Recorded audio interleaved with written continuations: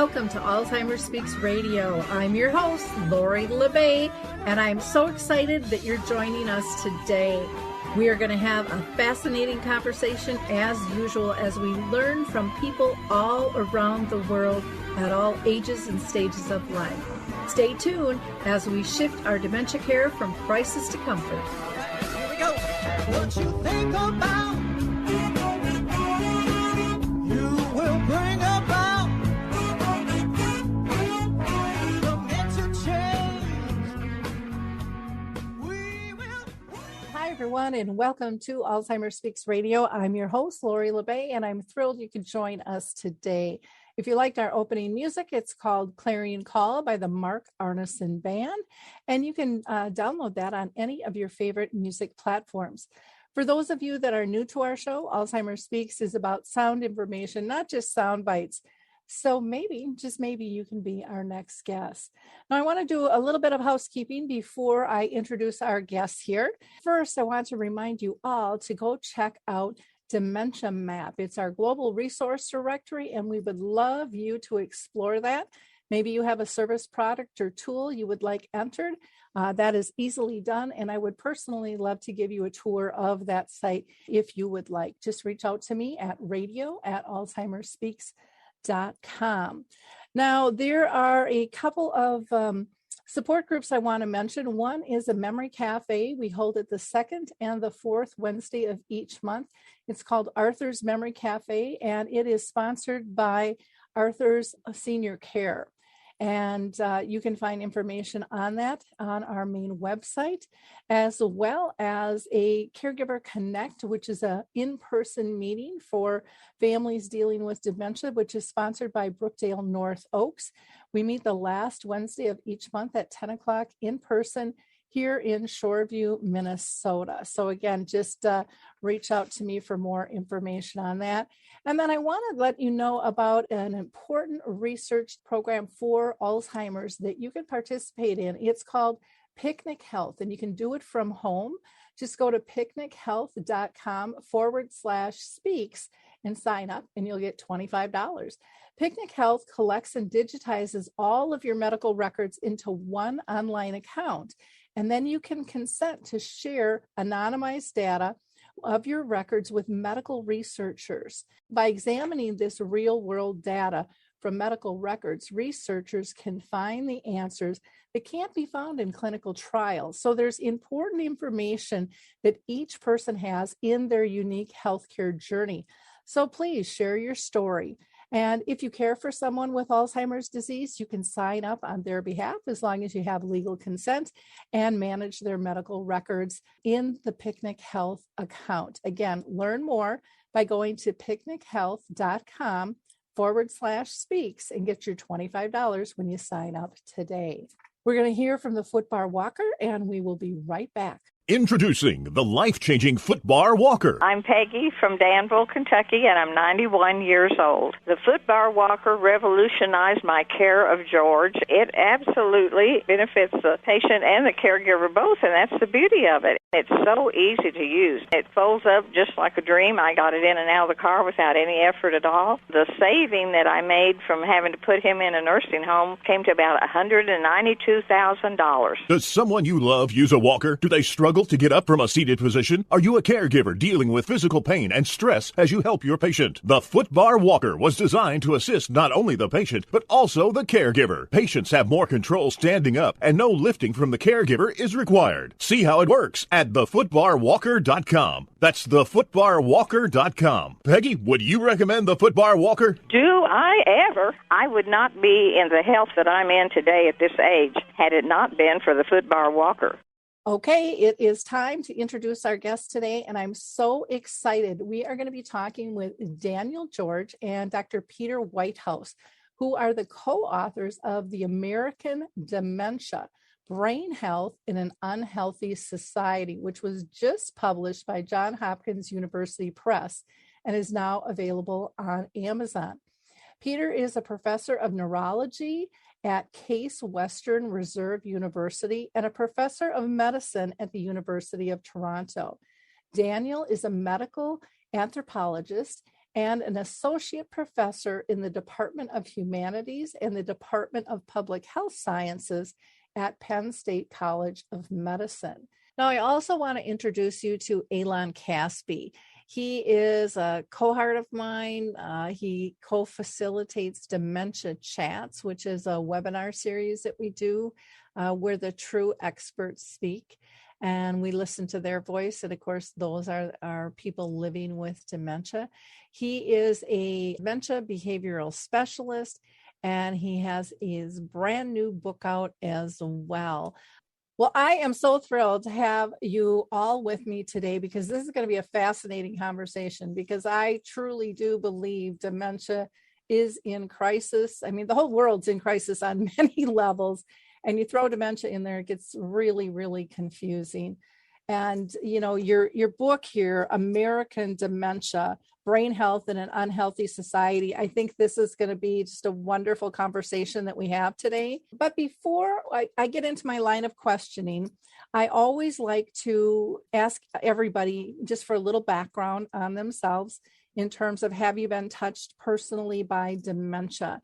And so, Peter, I'm going to have you go first, if you don't mind. So I just wrote a piece about my 50 years in the field, which starts with my grandmother. I can't say I was a primary caregiver. I was away in college and about to start medical school.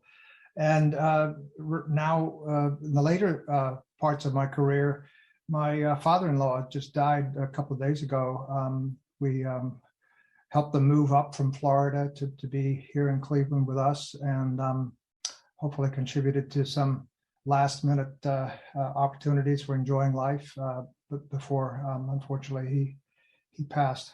So yes, and I would say also I've known lots of other folks in the dementia advocacy space. There's a whole vast Reimagining Dementia group that's operating now. So yeah, I think it's very important you asked that question, and I thank you for doing so. Great, thank you. Daniel, can you give us a little background if you've been personally touched? Yeah, so when I was in high school growing up in Cleveland, I used to volunteer at an adult daycare facility. And I remember meeting this gentleman named Mr. Earl. And he was African-American gentleman in his 80s who had fairly advanced dementia. And he would never want to play like balloon volleyball or the other kind of frivolous games that were going on, in his opinion. So I would sometimes just sit with him, and he would tell me the same story over and over again about how he grew up as a sharecropper with his family on the farm where the film Gone with the Wind, where footage was taken. And he was very proud of that. And it sort of anchored our relationship. And he would tell me that every time. And I loved the story every time. And it just struck me at that moment how powerful story and narrative and caring for people compassionately and just listening and being in the moment with them was. But I was personally touched in my family in my mid-20s. I had a great aunt who had dementia, and I was kind of thrust into a caregiver role for a few weeks before we were able to get in-home care. And it just absolutely concretized how difficult things can be for caregivers. She changed very much. She was a very serious Christian woman, and she became very witty and spontaneous and whimsical. And it was a very interesting evolution in my relationship with her. But it had its difficult moments for sure. So that's sort of my background. And I'll just echo Peter by thanking you for starting us off on that question. Great. And Alon, I'm going to have you go ahead, since you're co-hosting with me, and just give a little background on yourself, and everyone will have an idea of the four of us and how we merged together on this topic. I've been in the aging field for 27 years, started as a nurse aide in a nursing home where my grandfather lived. And both of my grandmothers had dementia. And since then, I've worked as a social worker in a nursing home. I did applied research in recent years on various forms of elder mistreatment in long-term care homes. And I do a lot of education and advocacy related to elders, human rights of elders, safety, people with dementia, dignity. So I'm kind of all over the place. Great. And for people who don't know me, my mom had dementia for 30 years. And boy, if that's not life-changing, I don't know what is. So here I am in this industry trying to make a difference. So let's start out first with, why the heck did you guys decide to write this book? And the title that you picked is very strong. And I think for a lot of people is going to just kind of make their head cock, go, what's this all about? So Daniel, I'll let you take that first, if you don't mind. Sure. So we have a track record of writing books with provocative titles. In 2008, we wrote a book called The Myth of Alzheimer's, which made some waves as well. But of course, the year after that book came out, we had the Great Recession. And I think all of us were sort of forced into this realization that our lives are inherently political now, and it's impossible to ignore issues of political economy, even in the dementia care field. And so in 2016, specifically November, everybody will remember the election that we had that year and the tumult in the culture. But some significant things happened in that month, with the backdrop of the Great Recession. And that was the drug solanezumab, which was an anti-amyloid antibody, failed in its phase 3 clinical trials. It had been really hyped up for years, and unfortunately it was unsuccessful. However, in the same month, there was a study that came out in JAMA by our colleague Ken Langa at Michigan showing decreasing dementia rates in the United States. And so there was a paradox there, right? Biotechnology fails yet again, and yet Alzheimer's and dementia rates appear to be dropping in the United States. And from that paradox emerged our thinking about this book, which sort of has forced us to think about the reasons why dementia rates are falling, not just in the United States, but in Canada and other Western European countries. And when you start thinking about that and looking backwards, you're inevitably thrust into confronting political economy and how things were structured in the 20th century and the effect that had on brain health. And so our American dementia is effectively referencing the fact that we've lost sight. We've forgotten a lot of the lessons that made life better in the 20th century. And of course, another aspect of dementia is not being able to project forward. And we're not doing a very good job of that right now, as you say, Lori, with crises sort of swirling around us every day. So that's sort of the brief background of the book. Okay, great. Peter, anything you want to add to that on your book, again, called American Dementia, Brain Health in an Unhealthy Society? Well, two things. First, I had so much fun writing the first book with Danny, I decided we'd have to do a second one. The other is, we're talking to all our colleagues around the world, and they're saying, American dementia, what's that? And it is exactly what Danny said. It's a cultural critique.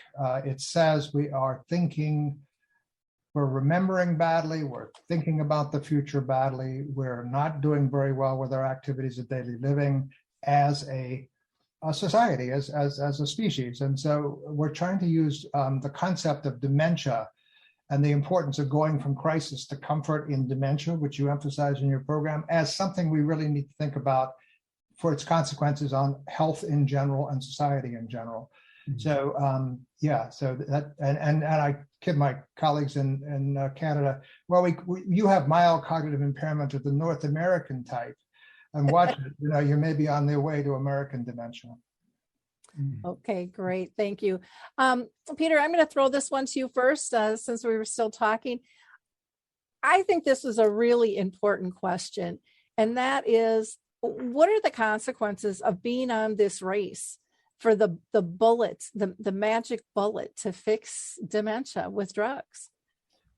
Well, I have been in the field a long time. I worked with the FDA and international regulatory bodies when we approved the first set of medications, which didn't prove to be as effective as we want, but it was a much better process than this absolutely awful approval of aducanumab, or Aduhelm as it's known.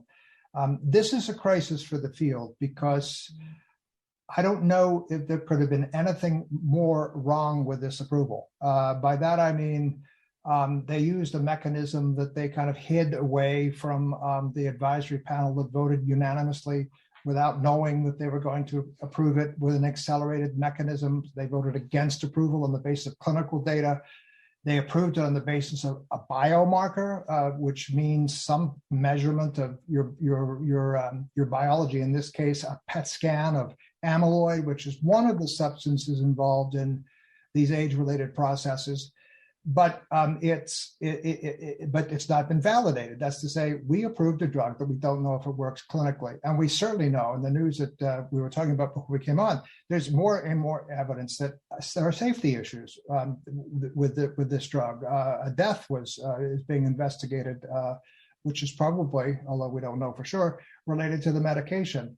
So this is not safe. That the company priced it, if you put it all together with all the studies you needed, over $100,000. So there are people who have done calculations that say we'll bankrupt Medicare if we actually give this to as many people as the company wants to. I'm going to say one last thing. It's actually a relatively small group of people that pushed this through. There are, and they've been talked about in the media as well, about half a dozen very well-paid consultants who have pushed this through, supporting the National Alzheimer's Association. This is the hardest thing to say for me, who's worked with these people, particularly locally, but they do great work on care. But this current leadership has been desperate. And there was an article in JAMA talking about how they use desperation as an argument, which is not an argument for the approving. They've pushed the field into crisis because they pushed something on us that is a disaster. I would agree. The price tag, the ethics, I think the country as a whole has been what I call kind of Googleized, where everyone is paying to play instead of getting down to serving, to truly serving in an ethical fashion. And I just think it's so sad. Daniel, anything that you want to add to that race to the markets? Yeah, Peter often references the notion of regulatory capture, and this situation is being investigated by the Inspector General, obviously, to investigate the close ties between Biogen and the FDA. And people are asking, the fact that the FDA gets about 40% of its funding from industry, which it refers to as clients very often, is that the best way to approach a public health regulatory body in this country? Or has the interest of big business seeped into that and just distorted the whole concept of protecting the public health? And I guess the other element that I'll mention is that immediately when Biogen got this approval in June and priced the drug at $56,000, they also rolled out a website called It's Time We Know. And this is a website that had a quiz, a 6-question cognitive screening quiz. And no matter how you answered those questions, it would basically push people to infusion sites in their area where they could get aducanumab administered. They also bought a paid ad in the New York Times that looked like an article, but it was this sort of anguished story about a woman in her 70s who, the sort of textbook story that we hear about people with dementia, tugging at the heartstrings, and then at the end of that, linking again to their proprietary website to get people to infusion sites. So there's just so much manipulation and, as you say, unethical behavior, Lori, in this space. And it really distorts our sense of collective good or looking out for one another, because it's just a race to make huge sums of money in the most cynical ways possible. So it's been really an embodiment of all the things that we critique in the book. And Danny taught me one word to capture this, neoliberalism, which is a hard word, but I think we have to use it more. The idea, you used the word market when you asked Danny the question. It is market fundamentalism. It's the idea that the market, private sector will solve all of our problems. And I think that's part of what I said earlier. Understanding the forces of that in our society, not only in the dementia space, but elsewhere, is really important for our brain health and a healthier society. Can I just do a quick? Go ahead, Elon. So how do you see, and I'm willing to risk coming across as naive, but I still think it has value. What do you see the role of being honest with the public here, being truthful with the public, from your perspective tied to public health initiatives? Boy, that's a tough one. I think truth is being challenged, right? I mean, we have political leadership in this country that just is not telling the truth, whether it's about COVID vaccines or climate change or whatever. So I sometimes summarize my career at this point, at 72, my job is to speak truth to power and identifying where the power sources are and saying, no, Alzheimer's Association, you've been promising this for years, you got desperate, and this is what you've done for for people you're supposed to serve. I think Laura used a good word too, service. This is shifting values, and and thinking about the long term, which is why I turn it now to Danny, who's the future and the past. Well, to quote someone from the past, I remember hearing an interview with John Lennon where he said something to the effect of, the world is run by insane people with insane purposes. And I think when you study the Alzheimer's field objectively from the outside as an anthropologist, as I am, you just see how market incentives and ambition and ego all sort of distort people's capacity to tell the truth, or to just level with the public about what we know about what Alzheimer's disease is, and the capacity to cure or intercede in the disease. And there's just so much there's so much negative energy in the field that there, as Peter says, there really is a power in just being honest and telling the truth and trying to, in the most clear-eyed way we possibly can, not that we can know everything, just trying to define things as they exist in the world. And that means challenging what we talk about when we talk about Alzheimer's disease. It's not one thing. It is entangled with aging processes. This is a condition that's syndromal, which means it's going to be very, very difficult to cure. In fact, it may require us to cure aging processes. You don't hear that from the Alzheimer's Association because funds don't roll in when they say that. That's a problem. You don't hear that from key opinion leaders because they're getting paid to promote amyloid-centric drug mechanism, drugs with that mechanism and with single mechanisms. And so, there is a real power right now. We don't care about selling our book, honest to God. I don't care. I've got tenure. I'm among the most privileged professional class in society. I just want to tell the truth and try to be as honest as I can, because I think there's some honor in that. People are looking for authenticity and someone they can trust, someone who understands the various levels, because most of us out there, we're looking wide-eyed and bushy-tailed at anything that comes our way. And then, the algorithms, once you click on something, you're going to get pushed that over and over and over and over again. If you really believed it to be true to begin with, it's almost going to just push at you until, you do. And you're not getting paid. The big guys are paying for those algorithms, to work our systems in ways that, we didn't know. And I'm going to put a plug in for a show. It's a kid's show. It's called Ron's Gone Wrong. And everybody should go see that, because it talks about algorithms and how it affects us. And the kids don't get the depths, but parents are going to sit there and go, oh, what's going on? But it is a wonderful, wonderful show that shows that we truly aren't always picking and making choices that we think we are in control of. And I think that's one of the big problems with today. The other that you didn't mention that I really think needs to be addressed too is these bonus packages that people are getting. The greed is pushing forward in terms of, making something profitable, and it's personal play versus societal at large greater good. And, the scales are really, really off circuit there. I'd like to know what's going good in the marketplace in terms of brain health. What really shows some promise out there, because this is a confusing thing for the general public to believe and even buy into. And I think so many with such distrust in media, they're just shutting everything down and not listening to so many things. So even when someone's speaking the truth, a lot of times people aren't hearing it because they don't want to get in the middle of it anymore. They don't know how to sort it out. So let's talk about what is working in the brain health market. And Peter, I'm going to throw that to you first, if you don't mind. Well, I'll say one thing that will lead into maybe a comment from Danny. When you say marketplace, of course, you're thinking about perhaps the financial, money, the world of money. Danny works with the farmers market.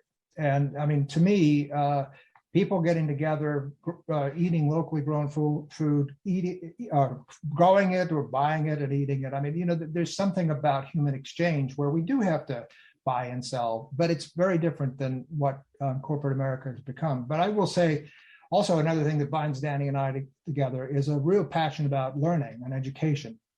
And so my wife and I and others founded 3 intergenerational public schools in Cleveland, where kids and elders go to school together. And some of those elders were my patients. And Danny's research that he earned in his PhD at Oxford was on that topic. And again, maybe he can elaborate on that, and showing that really did benefit. And yet, is that part of the conversation of the marketplace? I mean, this is public education. The problem with the marketplace is we've got, private universities and privatization of what's fundamental to being a human being and fundamental to the future of society, which is how we learn together.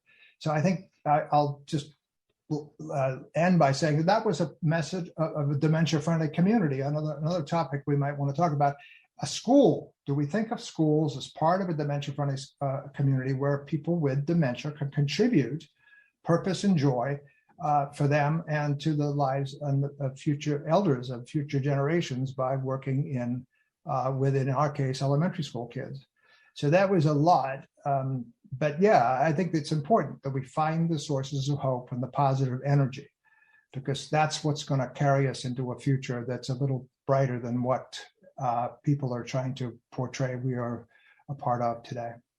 Well, one of the things that I like about your comment, Peter, is, I asked about marketplace, which you can look at financial and retail and, what puzzles should I buy? What games should I play? All of those things into the research. But what I kept hearing you say, and what I feel is missing so much, is that social connection, that just caring for one another, being inclusive instead of exclusive, and how that in and of itself impacts how somebody lives with dementia, not only those diagnosed, but their families, and eases many, many burdens. So thank you for bringing that up.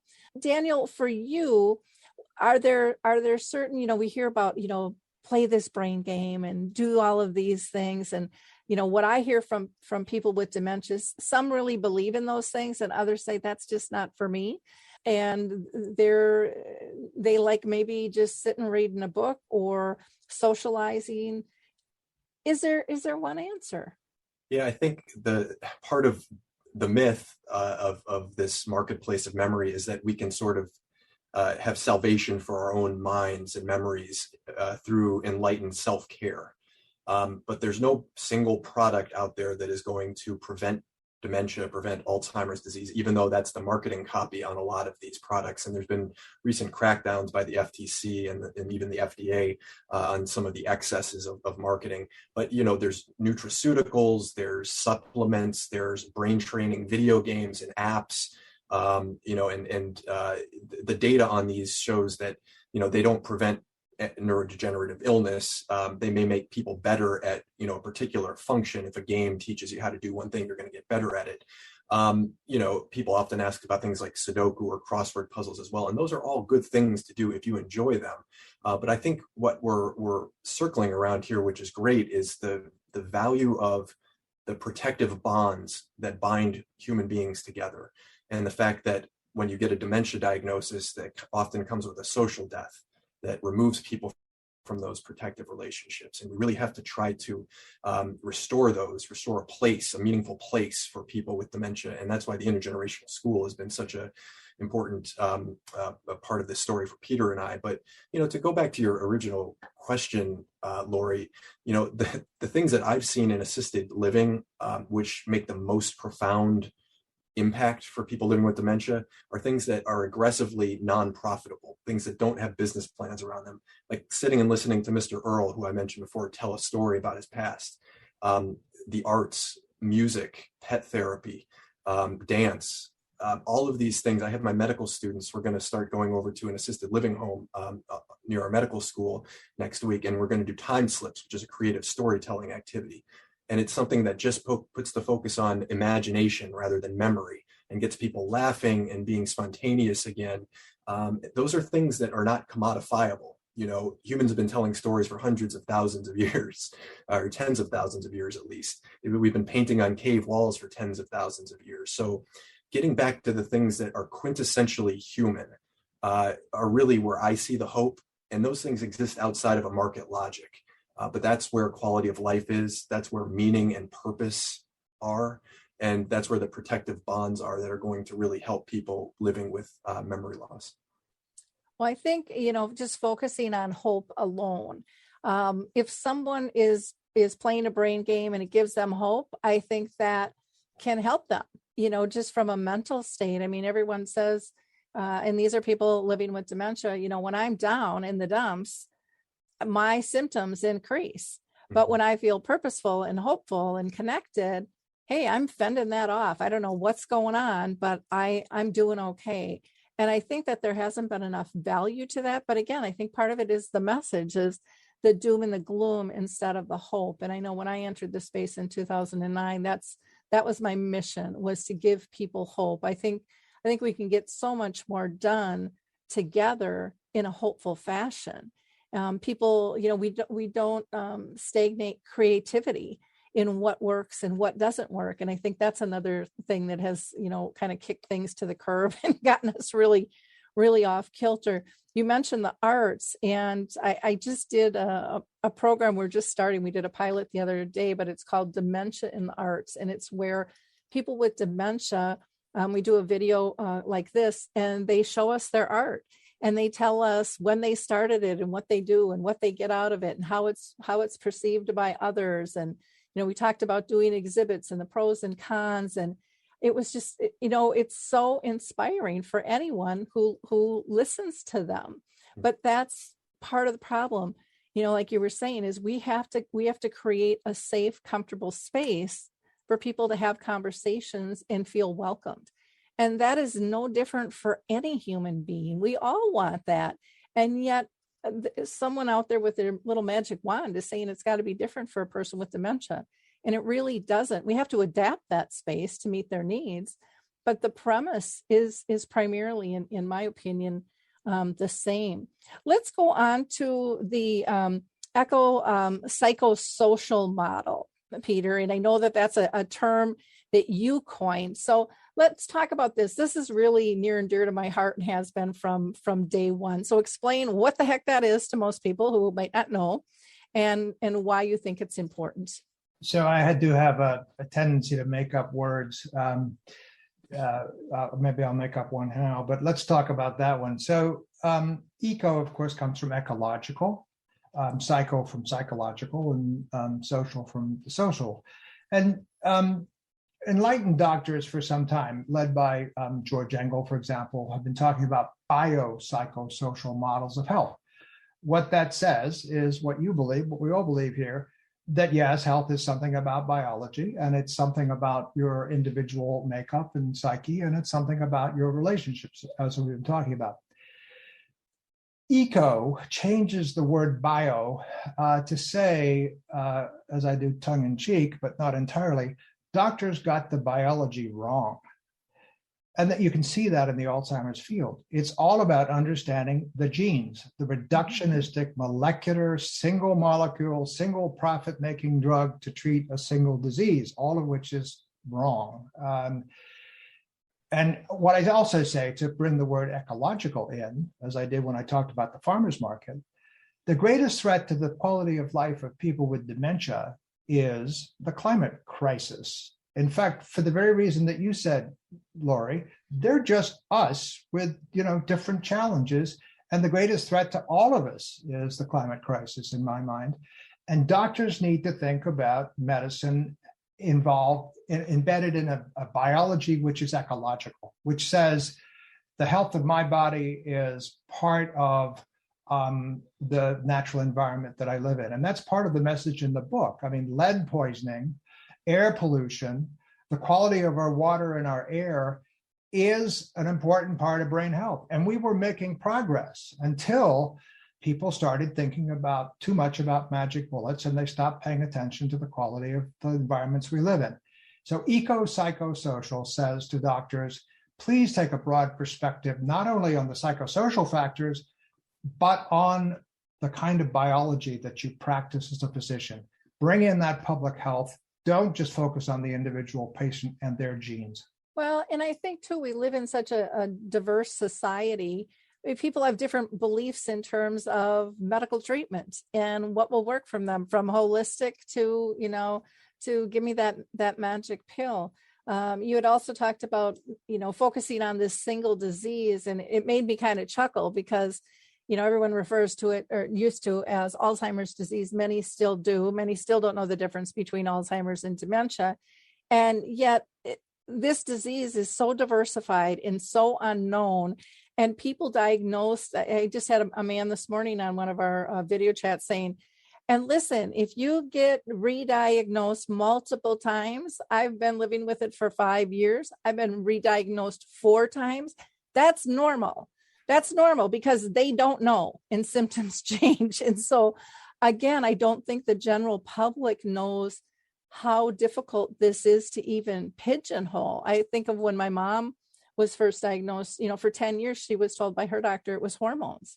And my mom would say, this ain't my girlfriend's hormones. We talk about this. It's different, but wasn't heard because they were going, on one path and one path only. So I think listening to the voices of those with the disease, their families, and then combine everybody. We can't, in my mind, make sustainable change if we are not inclusive.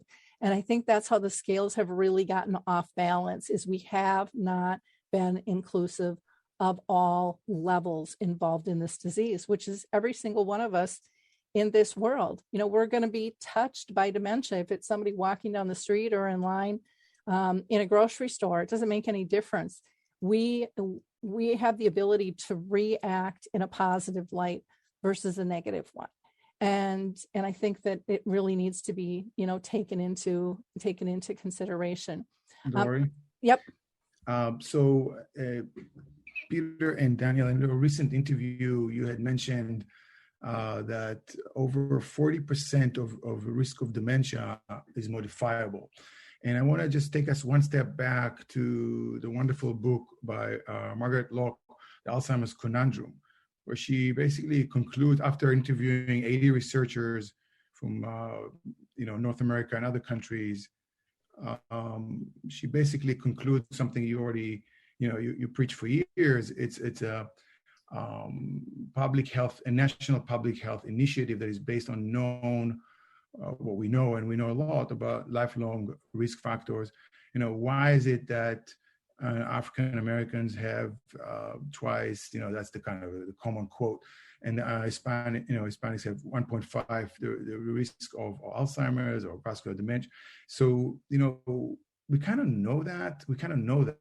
So what can you kind of just share your thoughts about the value when any country commits to a national public health initiative that is based on lifelong risk and protective factors? Yeah. Sorry, it was long, but yeah. No, that's a really well-framed question, Elon. And let me just say, Margaret Lock and Elon are two of the people doing some of the best writing in the field right now. That's kind of inspired both Peter and I. But yes, and this will take our conversation out of the marketplace again, because we're talking about state investments for the collective good. And so that means we need to think about the 20th century, and we'll go back to this recent revelation that dementia rates are falling in the United States and 5 other countries. Why is that?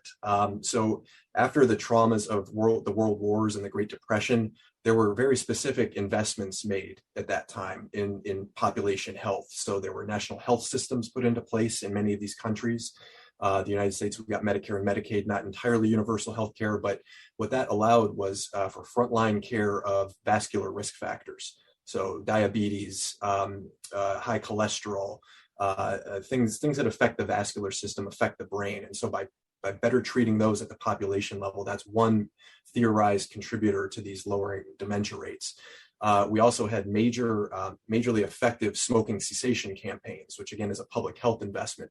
Just in the US alone, we had smoking rates go from 42% in the 1960s to down to 14% in 2019.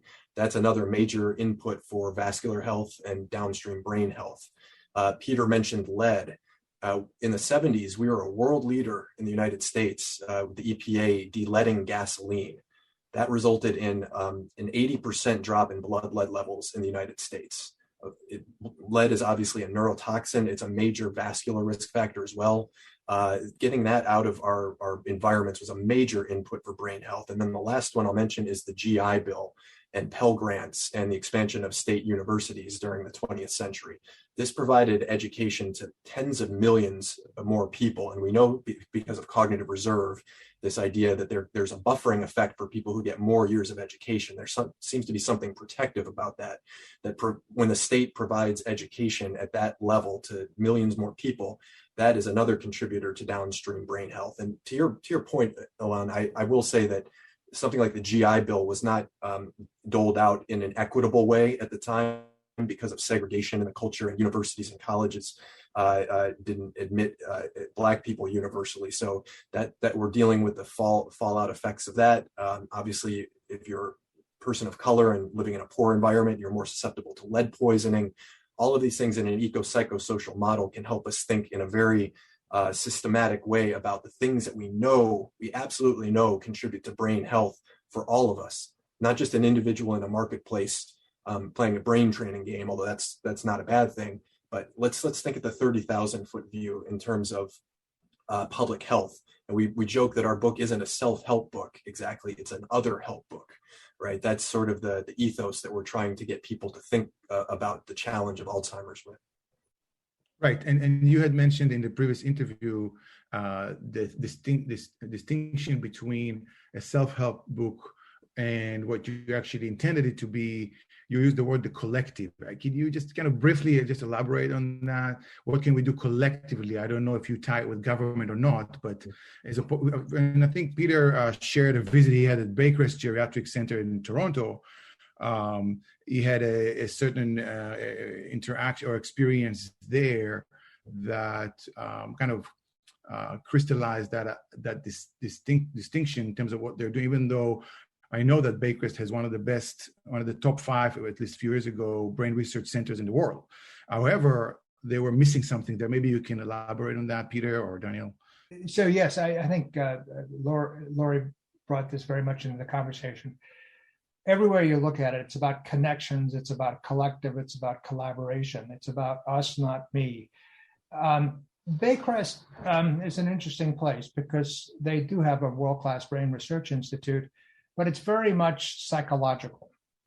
And what I kept telling the Baycrest folks is, you want to learn about brain health, ask your residents, ask your folks with dementia, ask your folks who have lived life, who may not be scientists, but they have views about how to stay healthy, particularly in this social collaborative way. So I used to say the brain and the body at Baycrest were a little disconnected, the body being the people they were serving and the brain being the scientists. They really had an opportunity to bring them together, which they're still hopefully working on. Yeah, this is so interesting. I actually did a fellowship at Baycrest, and I actually asked the entire group of researchers there, I asked, how many of you crossed this catwalk and walked into the secure dementia care homes and conducted research in those? Maybe now they're doing it, but when I was there, it was dead silent in the room. And I know Baycrest are doing great work in different areas. This is not meant to, but I asked the question and nobody raised their hand. In the last 10 years, how many of you can? And then the philosopher approached me afterwards and said, if they will, it will slow their ability to publish and to promote their careers. So I have a lot of respect to Baycrest, but I also think that there was kind of a symbolic microcosm of a disconnect at the building level, at the campus level. It was stunning to me. More important to publish than publish correctly. In terms of stuff. One thing I want to ask in terms of the following rates, did you guys consider at all, and I think what you mentioned was very powerful and makes a lot of sense, but the other side of me says, do you think the rates are falling because there's more awareness and people don't want this and they're not going to the doctor? That's what I hear from families, especially more so the men are less likely to go forward than the women to get diagnosed because of the stigmas that there is no cure. They don't want to be known for dementia. They don't want to lose their personhood. Do you think that has anything substantial to do with the rates? And I'll throw this to Daniel first and then to Peter. Yeah, no, I think the dynamic you're getting at is real, and the stigma that accrues to these diagnoses modifies people's behavior in terms of seeking out clinical care for sure. However, when they pool the data from these 6 countries, including the United States, the dropping rates of dementia risk go back to the 1980s. So each decade, dementia risk has fallen 13% for the cohorts of elders in those decades, and 16% for people with Alzheimer's disease. So this is sort of a long-term trend that we're seeing. And I think, the Lancet Commission on Brain Health and other researchers who are studying this, including Carol Brain and Margaret Locke, are all, kind of circling around this framing of it. You have to frame it in terms of the material background, the background conditions in the culture that have spawned such broad trends, across multiple countries. And so, the 2 factors that I alluded to is better treatment of vascular risk factors and education. Those across all the 6 countries as trends. And let me just circle back to Ilan's evocation of the word collective, because I think it's important to, again, underscore what happened in the 1970s. And that's an era, a very pivotal decade, when we sort of, there was a crisis of stagflation and oil shocks, and, similar to the traumas of the World Wars and the Great Depression, it was an opportunity to restructure society. And what swept in were ideas about kind of free market fundamentalism, as Peter already alluded to, deregulating industries, decreasing taxation of the wealthy, stripping away safety nets for people, attacking unions, and all of those things unleashed market forces, which produced a massive wealth. But it has unfortunately reversed a lot of the gains that we saw in the 20th century. So whereas we saw gains in vascular health, now 6 in 10 Americans live with a chronic disease. We've seen falling life expectancy for the last 4 of the last 5 years. We lost a whole year and a half last year. Wages have been stagnant for working class folks. It's very hard to eat a Mediterranean diet and exercise when you're just scrapping to get by on a precarious working class job. Obviously, the national lead crisis has shifted from gasoline in the 70s to now in our drinking water. And that's a result of not investing in public health infrastructure, not replacing old pipes that are allowing lead to leach into our society, into our drinking water. And then the last thing I'll mention is that we're starting to now see falling total years of education for the cohorts that are now growing older. So whereas, from the 80s forward, we saw rising cumulative education for the cohorts that were experiencing falling dementia risk, now less and less people have gotten higher education, and we're worried that is going to make an impact on dementia rates downstream. Interesting. Thank you. I'd like to get into dementia-friendly communities, Peter, and I know that you've done some work with these, and also maybe putting together your intergenerational, concepts within those dementia-friendly communities. So what in your mind makes a dementia-friendly community? I know when we launched the first one in 2013 with the help of Lutheran Home Association, people were like, well, you can't do it. It's impossible, and I'm like, well, let's just start. I mean, that's my attitude about everything. Let's just start and be fluid and move forward. Let's try. I would rather be on my dying bed saying, I tried, at least I tried, instead of trying to craft a mission statement. So, Peter, I'd love to hear from you. So two points. One is it's a worldwide phenomena. I've had the privilege of visiting them in Europe and in Japan. And what are they that I'm visiting? I think the essential thing is that you have a populace that is aware that there is diversity in people's cognitive abilities, and that they know how to react, and particularly people like first responders and so on, but shopkeepers and basically just the whole community. You say, well, if this person is having difficulty making change, or if this person is wandering around, you lend a helping hand, not something that makes the situation worse by frightening that person or taking advantage of them. So it's about knowledge, but it's important it's the right knowledge, because the Alzheimer's Association uses zombie language, which is, these are people that are the living dead walking around our streets at night in ways that just counter that message. So the first is education. I will say another thing, though, and you introduced it when you said life course. I was concerned that the dementia-friendly community movement was not linked into the age-friendly community movement. You said it, Lori, you don't develop communities for different groups. Here's the dementia-friendly, here's the stroke-friendly, here's the Parkinson's-friendly. No, it's friendlier communities. And that doesn't mean just older people. It means children with cognitive challenges or motor challenges. So the World Health Organization and AARP call them communities for all ages. And now we've got to it, right? It's not just dementia, it's not just older people, it's just younger people. It's community life. It's back to this theme we've been having in this conversation. It's how do we create places that are more fun, more enjoyable, more purposeful for all of us to live in.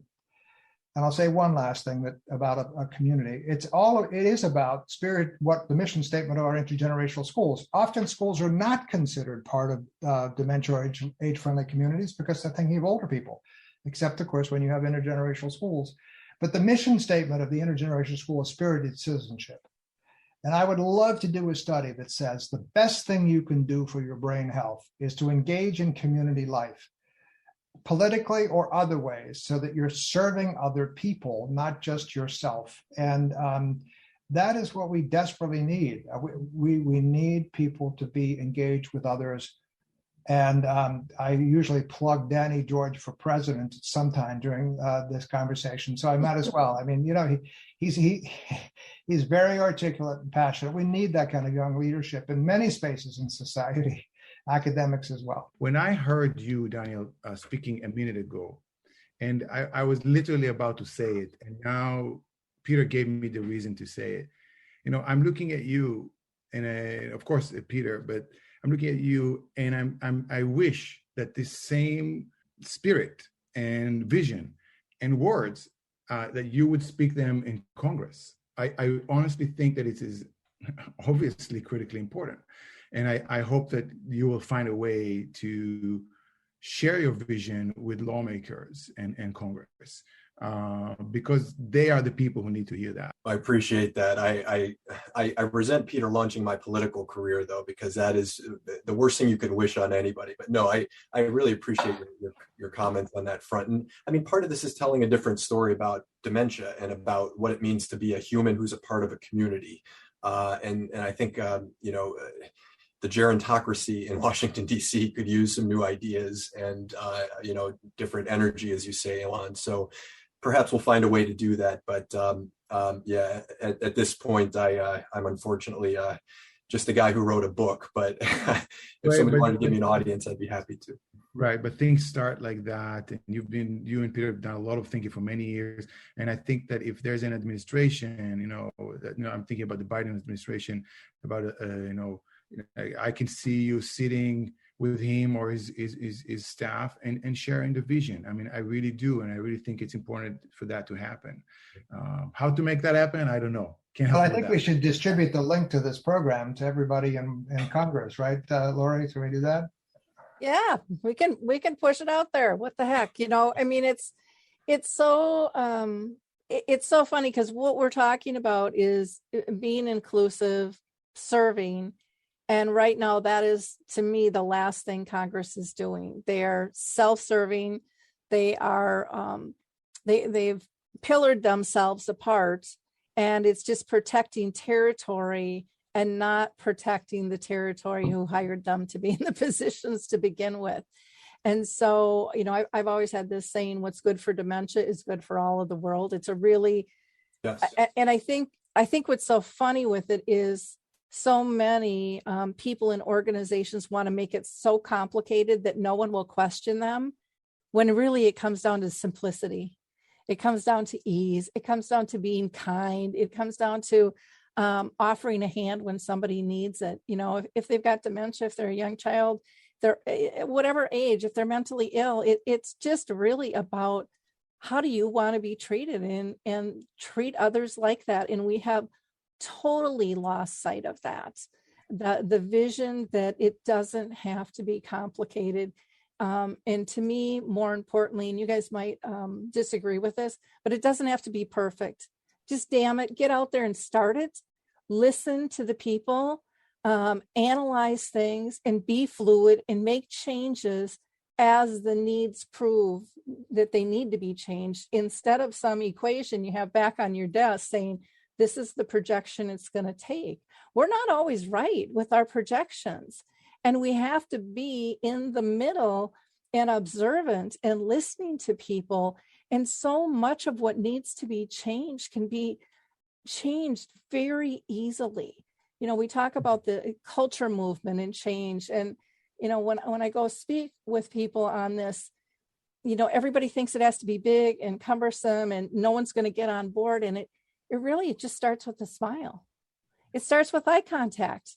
It starts with connecting on very simple levels. And if you can get one or two people to do that, it adopts it. It changes the room. It changes the conversation. And so again, I love the work that you guys are doing. You're taking, you know, this huge amount of data, which I know I could never swallow, and breaking it down into really simple segments and being very thought-provoking in terms of what the world could look like and how do we turn the ship? How do we get it back on a path? If you can each summarize what you see as being the cracks in our system between political and social and economical, and especially given COVID now, you know, on top of that. Peter, I know that's a big question, so just plug in the holes that come to mind right now. So by cracks, do you mean places that people fall through? Because I'm a big believer you can learn from all kinds of things, including the cracks. So you can also see cracks as an important place to see where the structure is weak and what we need to do to change it. Right. Very true. So the metaphor of crack, in fact, there's a play written by my friends in Canada called Cracked. Cracks are where the light comes through, I think is exactly. I think Leonard Cohen has a song. Leonard Cohen. But I will say one thing to answer your question. I think it is a broad view of what public health is all about. A broad view of public, meaning inclusive, meaning social and economic justice and income inequity, and addressing the public in a broad way, and health in an eco-psychosocial way, not just the health, the number of pills you take. So I would say a big gap, let's call it that, a big chasm is and COVID has shown us this, is our inadequate attention to public health. Thank you. Daniel, how about you? Anything you'd like to add to that? Yeah, I'd stick with COVID for a second, because like aducanumab, I think it embodies a lot of what is wrong in the way we have structured our society. Initially, we weren't able to contact trace effectively. That's largely because there's been massive cuts to public health departments, right? We weren't prepared for a pandemic. Long-term care homes were the site of massive death and suffering, unfortunately. And the worst hit homes were the ones that didn't have unionized workforces, right? People just didn't show up to work. There wasn't PPE on hand. We also saw a kind of rugged individualism, an inability to collectively orient the culture around any shared goals or strategies, very reminiscent of this era of fractured kind of relations and fragmented realities. So, where can we plug some of those holes? Well, I think, like, as with COVID, we were all hoping that maybe we could extend healthcare to people, and that would be a way of sort of dulling the impact of the pandemic. That didn't happen, but that could clearly help with COVID. It could clearly help with dementia. If we extend healthcare to the 80 million underinsured people right now, that would better treat vascular risk factors and just project benefits into the future again. I was hoping that we could get a job guarantee and a living wage out of it, because obviously we had massive economic shocks from COVID, giving people less precarity in their lives, less stress, less depression, less anxieties. That would benefit brain health too. again, universal education, just to put my political hat on again, that Elon and Peter have put on me. We could make education tuition free, higher education. We could provide free vocational training to people. That's something we managed to do in the 20th century. We've lost grasp of that collective goal, that collective investment. Now education is marketized, right? People in Zoomers and even millennials have gone into hundreds of thousands of dollars of debt because we have Wall Street underwrite our education system. These are just massive problems, and then the lead epidemic that Peter and I have both mentioned, that we've talked about before. We could have a major infrastructure project, and that's in fact part of the Build Back Better proposal, or it was. We could make those investments in our collective well-being again, but we need to start talking about it again, and we need to challenge power, because we basically live in an oligarchy, functional oligarchy that's been captured by money interests and corporate interests. And I think that's another thing we have to tell the truth about and be honest about if we're going to make any progress. And we may not make progress in our lifetimes or in this decade or but we have to define the problem correctly. And help people see the true locus of power, the true sources of power that maintain the status quo. So that's my soapbox rant, and I will rest my case for president on that, I guess. Well, thank you. I think with COVID too, one of the things that kind of came out in those cracks and kind of shined the light was people had compassion and empathy for the isolation they didn't see before. And it also ignited a fire under many to want to volunteer to help.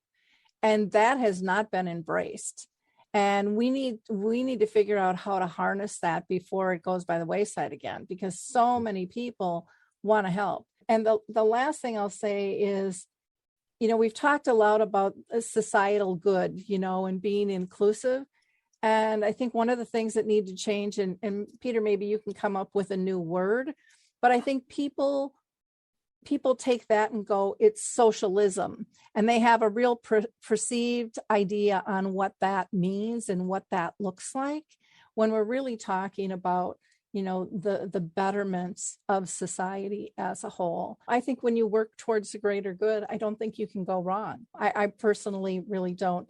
Elon, we've got like 4 minutes left, so go ahead. I want to just kind of briefly ask you about stigma, about the role of stigma in our ability or inability to realize a hopeful, and I would emphasize feasible vision for the future. Okay. Peter, you want to take that first? Well, so I'll bridge from socialism to that. I mean, look, socialism is evil, according to some people. I mean, I think the better word is social democracy, but I've answered. It's not. I didn't invent that word. But look, Bob Butler was one of my mentors, and when he started the National Institute of Aging in 1974, he said we need a disease, and he picked Alzheimer's, and then he developed what's called the politics of anguish.